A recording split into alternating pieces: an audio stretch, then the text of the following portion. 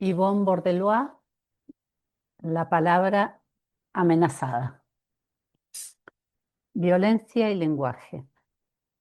Se habla mucho de violencia entre nosotros estos días, acaso demasiado. El mismo hablar contra la violencia parece generar violencia. Profetas que aúllan, pacificadores que abruman, políticos y periodistas que ensordecen, rockeros que deliran. De este estruendo parece surgir en nosotros solo un vehemente deseo de fuga a un lugar de silencio y de paz. ¿Acaso este lugar es mucho más accesible que lo que nos imaginamos?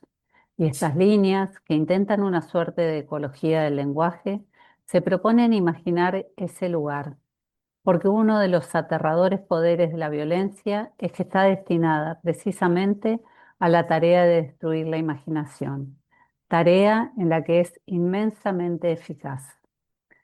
Una primera y muy extendida forma de violencia que sufre la lengua, en la que todos prácticamente participamos, es el prejuicio que la define exclusivamente como un medio de comunicación.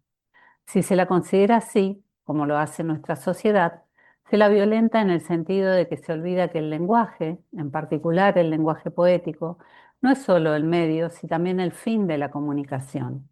Cuando se mediatiza el lenguaje, cuando se lo considera solo una mediación para otra mediación, porque la comunicación se pone al servicio del marketing, el marketing del dinero y así sucesiva e infinitamente, nos olvidamos de que el lenguaje es ante todo un placer sagrado, una forma acaso la más elevada de amor y de conocimiento. Si es verdad que la pulsión de vida, el eros, es la que vincula al deseo y su objeto, y el placer es la señal certera de su realización, el lenguaje es una de las manifestaciones más evidentes y universales del principio del placer. En cada comunicación verbal que se logra, se da una relación misteriosa y fecunda. La libido hace de las palabras objeto y habitación.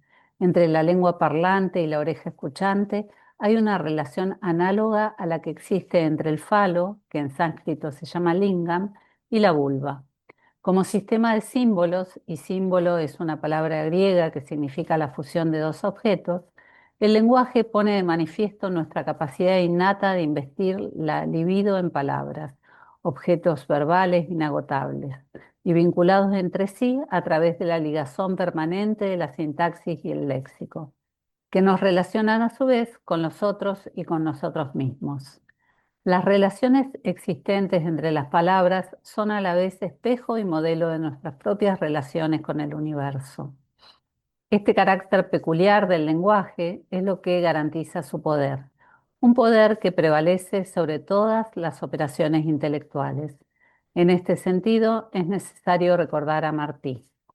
La lengua no es el caballo del pensamiento, sino su jinete.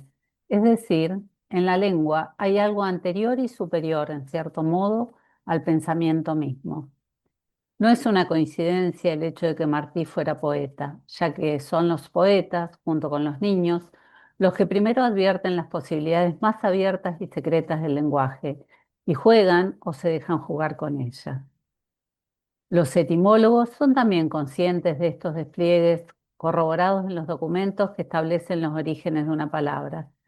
Si nos enteramos de que pasión y paciencia provienen de la misma raíz, por ejemplo, así como amor y amamantar también tienen un parentesco común, algo en nosotros descubre esa fuente que es la sabiduría inmanente del lenguaje y se inclina a escucharla. Y si pensamos en el lenguaje como un órgano de conocimiento anterior al pensamiento, la pregunta normal ya no es ¿cuántas lenguas habla usted?, sino ¿cuántas lenguas escucha usted? Hablamos aquí de un don más íntimo, tan desconocido como necesario en nuestros días, el don de escuchar lenguas, y en particular el don de dar lugar en nosotros a la escucha de nuestra propia lengua, que tan desatenta y desatentadamente hablamos, y a la que tan poco lugar y tiempo de reflexión concedemos. Entre el uso de la palabra y la escucha de la palabra media una distancia semejante a la que separa al amor de la prostitución. Piénsese en la ridícula paradoja que encierra la común expresión dominar una lengua. Las lenguas son ellas mismas dominios inmensos de tradiciones, Vastos léxicos que se nos escapan, reglas gramaticales subterráneas de las que apenas alcanzamos a atisbar los mecanismos, métricas tan espontáneas como misteriosas, poéticas realizadas y otras maravillosas por cumplirse. De nada de todo esto corresponde ni es posible apropiarse. Solo cabe aquí una contemplación admirada, un humilde y tenaz estudio que arranque de la certeza de la inaccesibilidad total de su objeto último. Hay culturas que son generosas y atentas a su propio lenguaje, como la de España del siglo de oro o la Inglaterra de Shakespeare, y lo transmiten y lo llevan a un fulgor extraordinario. Dice Steiner que en el inglés de ciertos periodos hay un sentimiento de descubrimiento, de adquisición exuberante que nunca se ha vuelto a reconquistar íntegramente. Marlowe, Bacon, Shakespeare usan las palabras como si fueran nuevas, como si ningún roce previo hubiera enturbiado su esplendor o atenuado su resonancia. Así es como los siglos XVI y XVII parecían contemplar al lenguaje mismo. Tenían ante sí al gran tesoro cuyas puertas se habían abierto de improviso y la saqueaban con la sensación de que era infinito. Notemos, con todo, la imagen típica de la visión dominadora de la lengua en Steiner. Shakespeare no saqueaba la lengua, la escuchaba en su ámbito más profundo. Por eso es Shakespeare. Y el inglés, como toda lengua natural, aún la más pobre léxicamente, sigue siendo infinito en sus posibilidades, pese a las desvirtuaciones que pueda sufrir en nuestros tiempos.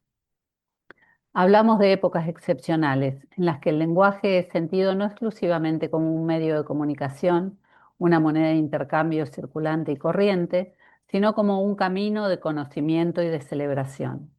En esas épocas afortunadas, el lenguaje no es solo usado, sino que es escuchado por los grandes poetas. Y de esta escucha y de esta reinterpretación surgen los poemas más memorables de nuestra historia. No digo ya de la historia de las literaturas particulares, sino de la historia de la especie.